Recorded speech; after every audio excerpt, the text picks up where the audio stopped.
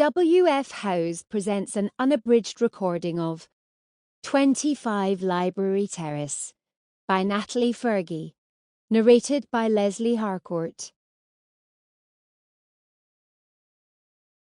For librarians everywhere.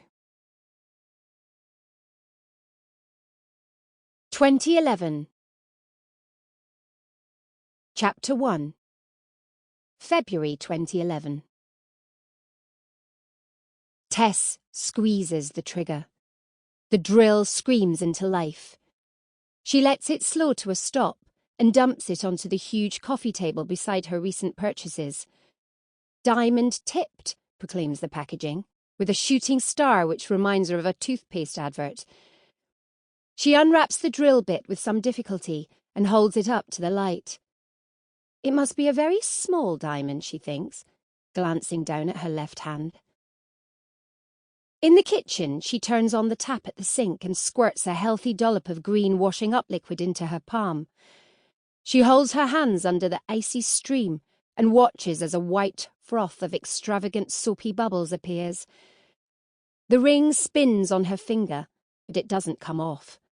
Too many donuts, she thinks. A cold ache, not dissimilar to the frozen feeling in her chest, begins to spread downwards to her fingers and upwards to her elbow. She twists the ring around and around until she is able to pull it over her knuckle and drop it into the sink. Back at the coffee table, she arranges the other items from her shopping trip. A 50-metre roll of yellow masking tape, a tube of superglue and a pack of Brillo pads. Yellow reminds her of happy times.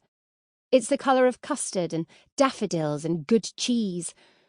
Blood red for anger and pain would have been more appropriate, but the store hadn't offered that option. Patrick has ever so helpfully left the chuck key attached to the drill cable. She opens the jaws wide enough to insert the bit. As she tightens the chuck, she gives the key a vengeful extra-tight twist and squeezes the trigger a second time. There is a bark from upstairs. Baxter, locked safely in the bathroom, is protesting.